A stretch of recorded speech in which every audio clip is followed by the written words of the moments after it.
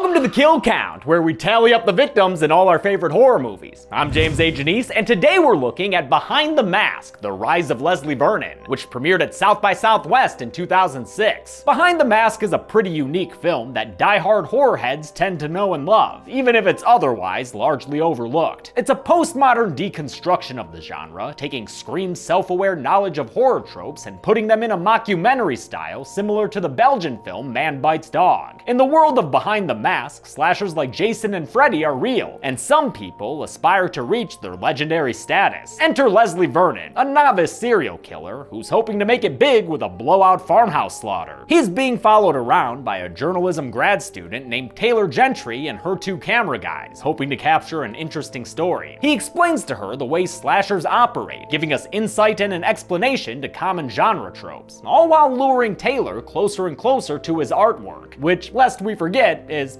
murdering people. This lends itself to an interesting theme of journalistic ethics. When should a reporter get involved and stop something bad from happening? I don't think the movie handles that question perfectly. Taylor gets uncomfortable but recommits far too many times, but it's still a good theme worth exploring in a horror film. Behind the Mask is a funny horror comedy that gleans most of its humor from the straight-faced way it depicts the material. It benefits greatly from phenomenal performers in the lead roles. Angela Goethals is an excellent audience surrogate as Taylor, and Nathan Basil is unforgettable in the title role of Leslie Vernon. How his career didn't explode after this, I'll never know. He has the perfect combination of unsettling energy and charisma. Paradise Lost.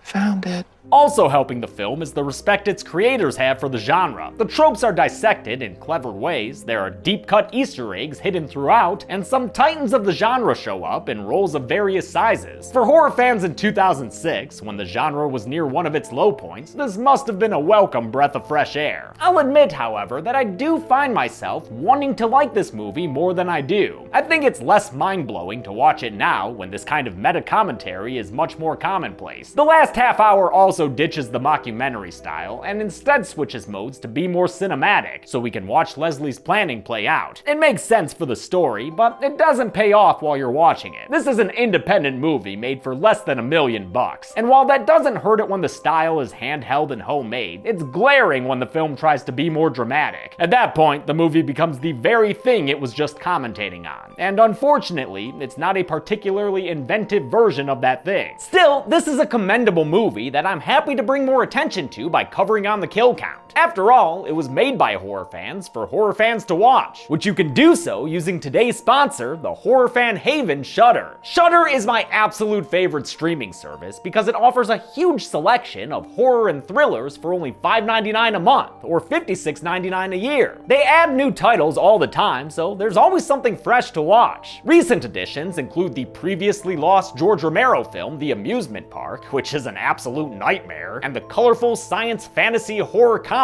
PG Psycho Gorman. Let me know if you want a kill count on that weird-ass film. Shudder's expertly curated collection includes must-see titles like Color Out of Space, Host, and the Mortuary Collection, plus all the best horror documentaries and the hit TV series Creepshow from executive producer Greg Nicotero of The Walking Dead. Get started streaming the best horror, thriller, and supernatural content. Try it free for 30 days by going to shudder.com and using promo code DeadMeatJames. That's shudder.com, SHUDDER, promo code DeadMeatJames for 30 days free. You will not regret it. Can a killer keep their count high while they explain the method to their madness? Let's find out and get to the kills.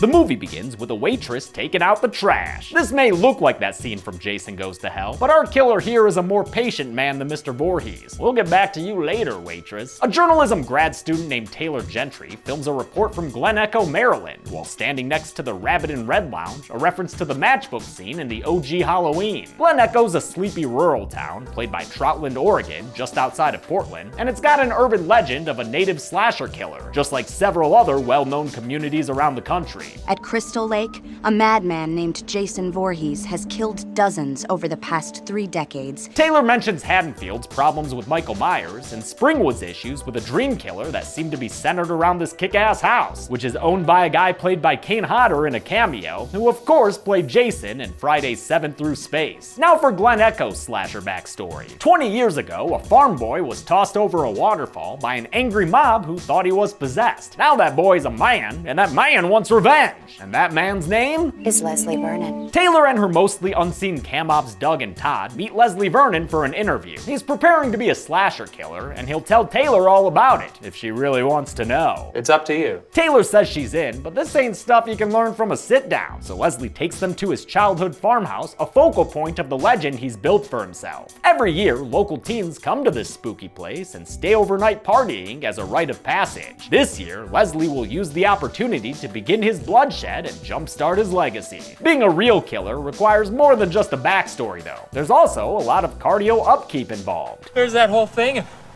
making it look like you're walking, and everybody else is running their asses off. Oh, right. Then I gotta stay with them. Behind the Mask is full of winks and nods to horror tropes like that, and even more were featured in its deleted scenes, like one in which Leslie exemplifies this sort of red light, green light style of stalking. Behind the Mask was originally written by David J. Stevie, then a struggling writer in Hollywood. While facing difficulty finding work, he began to wonder if Michael Myers ever doubted his career path. A few weeks later, his screenplay was finished, and wound up in the hands of first-time director Scott Glosserman, a perfect match since Glosserman had written his college thesis on horror genre tropes. Leslie explains to Taylor how he picks a target group, which of course has to be centered around a survivor girl. Wait, a survivor girl? Oh, I'm sorry. It's an industry term. All due respect, dude, I think you mean Final Girl. There's a book about it and everything. As some familiar looking jump rope girls play in the background, Leslie explains how the survivor girl needs a supporting cast. Characters like popular hot friends who will keep things nice and horny, and stoners so we can have a little fun throughout the night. They don't move quite as fast when you get them on the run, so they're good to pad your numbers with late in the game. Leslie's chosen survivor girl is Kelly Curtis, local waitress and guaranteed virgin, or so he says. He's been toying with her for weeks, increasing her paranoia in little ways. Tonight, he's gonna have Taylor help him give a scare, beginning the question of a documentarian's culpability early on. With a brick and a string, we see the film's intro play out in quick montage form. It scares Kelly Curtis into running away, a rousing success for Leslie and the journalist crew. Yay, accomplice hug! Leslie takes them to meet his mentor Eugene, who's got Sam Raimi's Oldsmobile parked in his driveway. They find him underground in a sensory deprivation tank, which teaches these killers how to control their bodily functions. That allows them to slow down their heart rate and breathing. It's good to be able to do that, in case you need to look, dead. Yeah, I see what you mean, dude. Works real well. Eugene still messes around in the deprivation tank, even though he's retired, with a nice home and a nice wife's butt to pat in the kitchen. Pat, it's a happy life, and he and his happy wife Jamie support Leslie's aspirations to be a slasher like he was. And do I wish he'd chosen something a little safer to do with his life? Sure. He knows what's best for him. Eugene's played by the late Scott Wilson, who would later play Herschel in The Walking Dead, owner of the farm in Season 2, and subject of the Governor's Sword in Season 4. Eugene says he worked in the 60s and 70s, and I've heard he's supposed to be Billy from the original Black Christmas, though I couldn't independently verify that claim. Although the slasher industry has changed since then, thanks to legends like Jason and Freddy, Eugene says the killer game has always got to be kept alive. Every civilization from the dawn of man has had its monsters. For good to be pitted against evil, you have to have evil, don't you? That's why he's happy to help and advise Leslie. They discuss his red herring, the first person he'll kill, which will dramatically raise the stakes with his survivor girl. How about a librarian? If she spends a lot of time there, I'm sure she knows a few of them. And that's a good idea right there, Les. Taylor expresses concern about Leslie actually killing someone, but this is a beat that'll get replayed a few more times in the film, so for now she sticks with him as he heads to the library. There, he's going to plant a news article about his survivor girl's great uncle being involved in his backstory. Only it's not really her great uncle, it's an image he made on a computer using Kelly's face. A lot of what we use is CGI. Since it's officially murder time, Leslie gives Taylor one more chance to bail. If she's in, she's in. Despite some hesitation, she's in. They sneak into the library, and Leslie silently springs around to plant the article for Kelly to find and read. In hushed tones, he tells Taylor what he expects to happen, down to specific lines of dialogue. The librarian's gonna say something like, okay, dear. It's just an old story. Leslie goes off to slash it up, leaving Taylor alone with her cameraman Todd, who creeps on this 17-year-old high school girl. Really, he's got good taste. Look how hot she is. You can't even vote, Todd. After Kelly finds the news article, the film switches to a more traditional mode as things play out just as Leslie predicted they would. Kelly discovers Leslie's faked microfiche stories that link her great-uncle to the Vernon boy tossed over the waterfall. Mrs. Collinwood, the librarian, tells her not to worry though. Never you mind, it's just a story. Just as predicted. Mrs. Collinwood was one of the last performances by Zelda Rubinstein, the memorable 4'3" actor who played Tangina in Poltergeist. She delivers a monologue divulging Leslie Vernon's backstory, but since that whole thing kind of fizzles out by the end of the movie, I won't get into details. She does mention that he uses a hand scythe as his trademark weapon, and guess what, Kelly Curtis? That little lady wasn't lying. Scythe attack! Leslie! What? Robert Englund crash zoom? Too late to save Mrs. Collinwood, who falls over dead, somehow killed before this mystery man could shoot Leslie away. Look at that little Tarzan boy. Just try to shoot him. You can't! This man is Doc Halloran, and Leslie celebrates his appearance because he's a huge Nightmare fan, and also because it means he has a so-called Ahab, an obsessive force for good who will hunt him down. Having an Ahab makes you totally legit, especially when they're played by Freddy freaking Krueger. Robert Englund was happy to join this film after reading the script and finding it smart and self-referential. Though it was low budget and made by first-time filmmakers, by all accounts, Englund was a total gentleman on set, even mentoring Nathan Basil on how best to play a horror killer. His appearance and role is similar to Dr. Loomis from Halloween, and his name is derived from The Shining, director Glosserman's favorite horror film, Doc being Danny's nickname and Halloran being Dick's last name. Against Leslie's instructions, Taylor goes to Kelly's diner, intending to give the girl a heads up. But don't look now, y'all about to get Ahab! Doc Halloran tells them that whoever they are, they're barking up the wrong tree. He's not who you think he is. What's he calling himself now, Leslie Vernon? How perfect. An encounter like this is not about to go unnoticed, and Leslie explodes at Taylor for breaking his rules and jeopardizing his job. Don't ruin my life's work. Don't do it. Taylor defends herself and accuses Leslie of not being who he says he is, and boy does he not like that. Jesus, dude. I love that they give this goofy character a scary edge sometimes. It helps remind you that he is in fact an aspiring murderer. As the cam ops discreetly record them, Leslie comes clean to Taylor and admits that his backstory is all made up. He's actually from Reno, Nevada, and his real name is Leslie Mancuso, a nod to Frank Mancuso Jr., the longtime producer of the Friday the 13th franchise. Real or not, Leslie's determined to be a slasher legend. He once again tells Taylor and her crew they can leave if they want to, and once again they recommit, meeting him the next morning at his farmhouse. You know what, this is what I've chosen to do, so let's see it through. Leslie gives them a tour of his allegedly ancestral home and talks more about his plans for the big night of slashing ahead. It's fun to watch him go through his prep work. He stages the bedrooms for horny times kills, rigs the power and flashlights to keep everyone in the dark, sabotages nearby weapons his victims might grab, and nails all the windows shut. Don't they just smash them out? You'd think so. But you'd be surprised. No. As he explains what's going to happen, the movie depicts it in a dramatized way, and this is probably my least favorite part of the film. Unlike the earlier scene in the library, this stuff isn't happening for real, but because of that earlier scene, it's not entirely clear that this is just hypothetical. The only indication is the fact that Leslie narrates everything in a voiceover, which is done in a style that feels cliche even for 2006, like when it does the whole "wait, freeze frame, back up now" thing. Worst of all is that we'll see a lot of this all over again when it does happen a little bit later. I'll wait until then to count the kills, since there are some differences and the ones we see now aren't real. Before the night begins in earnest, Eugene and Jamie wish Leslie luck. Taylor, in a spot of foreshadowing, asks what someone should do if they find themselves among a slasher's target group. Just make sure there's one poor son of a bit slower than you when it comes time to run. I was fast, wasn't I, Eugene? You sure were.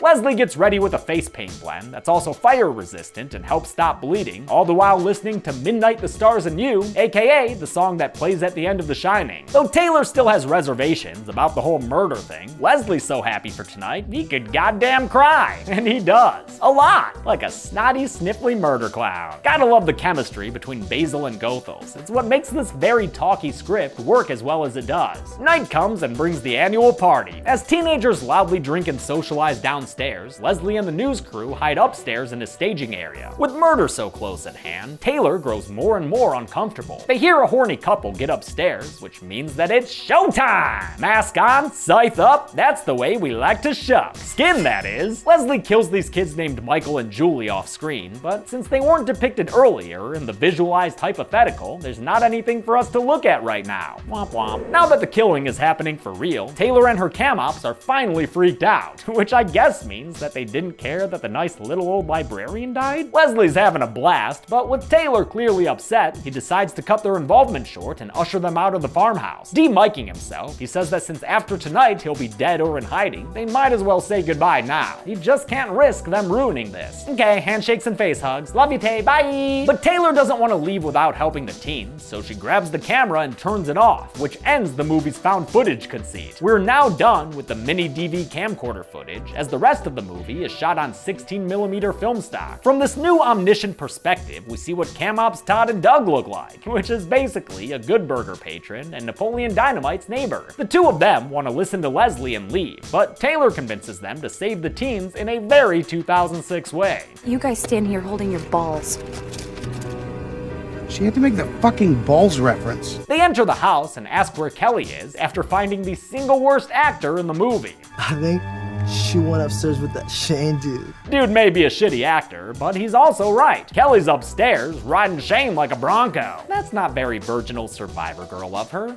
Tay-Tay tells the teens that Leslie Vernon's here to kill them. Right on schedule, the lights flick back on and they hear a scream. A kid named Peter being killed in the basement. This kill was shown in Leslie's visualized narration earlier, giving me some footage to put under these kill graphics. Great. Pete's girlfriend Lauren runs in and screams just as Leslie predicted. Speaking of whom, Scarecrow pose! Kelly Curtis fainted. It's super effective. As Taylor, Todd, and Doug try to figure out how to think one step ahead of Leslie, the stoner guys wander outside and into the tool shed, just like not Tommy Chong in Friday Part 3. The stoners get killed one after the other. The first when Leslie springs to life and puts a hand scythe in his back. Guess Leslie's harvesting by the light of a blood moon. The second stoner kid then runs into Leslie, who kills him by removing his heart with a post hole digger. At least he gives it back to him though. Hey, don't eat that, man! Oh, sorry. Looked like he was about to eat it. The journalism team gets the teens together and makes a run for their van, where, oh hey, there's a visual of Michael and Julie, the horny couple killed in the bedroom. The van doesn't work though, thanks to Leslie's shenanigans, so back to the house they go. But the house is all rigged to Leslie's liking too, so he's able to scare them with a doorknob and send Kelly out the window. Since he's also sabotaged the nearby tree branches, fake final girl Kelly Curtis falls to her death. Leslie's on the hunt now, with his prey playing right into his hands. Cameraman Todd tries to lure him away by running into the woods, but he gets caught in marsh right as Leslie emerges from the fog. This is actually a great scene. Leslie had been friendly to the camera guys throughout the movie, even dazzling them with magic tricks on occasion. Dude, why would I have a deck of cards? Check your left front pocket.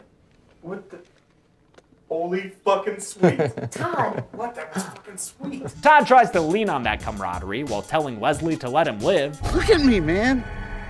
It's fucking Todd! But Leslie's been planning this night his whole life. He's not gonna spare Todd just because they hung out for a few weeks. The flip from genial goofball to scary murderer works so well in part because of Leslie's murder outfit. His mask and costume were designed by E. Larry Day, who was just coming off doing makeup and visual effects for The Ring 2. Day designed the costume to make Leslie look like an oversized adolescent, since his fictional backstory involves him being killed as a boy and returning for revenge. Of course, none of this would work half as well without Nathan Basil's commitment to the role. I started obsessing more and more about the physicality of the character last night. He's the one who chose to make Leslie barefoot, even though they filmed during a cold October. That's the kind of devotion you get when you hire a Juilliard grad. In the barn, Taylor and Doug hide with the last two teen survivors. They all come to the realization that Taylor was the survivor girl all along, which is foreshadowed throughout the film with all the talk of red herrings and such. If Taylor really is the survivor girl, that puts her under the protection of Doc Halloran, so it's a shame Doug knocks him out with a shovel right as he arrives at the barn. Leslie shows up and kills the last two teens. He hacks Lauren with his hand scythe and kills Shane by hanging him from the rafters. Leslie is briefly knocked down himself, but he's got that Mikey My core strength, and he's back on the hunt in no time. He knocks out Doug and chases Taylor out of the barn, whee! Causing her to flee on foot into the final girl circuit. Here's a body to kick things off for her. Armed with an axe, she heads into the foggy apple orchard, where the two of them reenact round one of Cave Cage v Scorpion. Leslie chases after her at a leisurely walk while she runs full speed towards an apple pressing shack, a place he's arranged to have his final showdown. They have that climactic fight, and though he overpowers her at first, Taylor manages to stick his head into the apple press and prepares to make some Vernonade. Leslie takes off his mask and says that he knew she was the one before Taylor gives one emphatic twist to the press. She lights the barn on fire and runs outside, where she finds Doug and Doc Halloran both still alive. Halloran assures her that Leslie is dead because he's nothing more than a man. But if I were you, brother, I'd hold my goddamn horses. Cause during the credits, which have Talking Heads' Psycho Killer playing over them, a camera at the morgue shows Leslie Vernon sitting up, still alive. Doesn't bode well for the morgue guy there, played by Kane Hodder in another cameo, but the movie ends before he's definitively killed, so that's it for me in this count. How many kills did this upstart slasher achieve? Whoa. Upstart? Oh. I've spent years, decades, preparing for this thing of ours, and this guy's called me an upstart. Mr. Vernon, I'm sorry, I didn't expect. And another thing, it's not about the numbers. I spent countless hours in preparation of quality kills, only to be judged by some YouTube douchebags about the number of kills. Numbers. Well, okay, hey, it's the premise of the show. Numbers. It's called the kill count. Oh, yeah, takes you 20 minutes to count some kills. Okay, why do you even have a camera crew in my studio? You know, it doesn't matter. I have to go do my job, all right? Well, that's fine. I got my own job to do.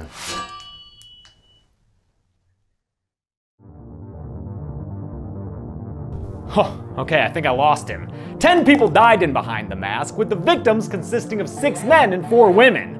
Damn, almost had ourselves an even die chart there. Have I used die chart before? I don't even know. With a runtime of 91 minutes, that left us with a kill on average every 9.1 minutes. I'll give the golden chainsaw for coolest kill to the second stoner dude for sure. His heart getting removed is the most gore we see in the film, and I love the unique weapon with which it was done. The all machete for lamest kill will go to Mrs. Collinwood because it was so questionable, I don't even know if it was real, especially since Taylor didn't seem too bothered by it. And that's it. Behind the Mask, The Rise of Leslie Vernon came out in 2006 with a very limited theatrical run. It found some love on home video, and in 2018 there was a graphic novel by Nathan Thomas Milliner, but the film has still struggled to find studio backing for a so-called sprequel. If they're ever able to make it, I'll be happy to cover it, but until then, I'm James A. Janice. This has been the Kill Count. Thanks a lot for watching this week's Kill Count. I want to thank Nathan Basil for coming over to my house and filming that To the Numbers bit with me. He was a fantastic guy who was really awesome to talk to, so thanks again, Nathan. Just a reminder, there won't be a Kill Count next Friday. I'm just taking some time to get things in order and prepare for those Friday the 13th recounts. Thanks for understanding, everyone. Be good people.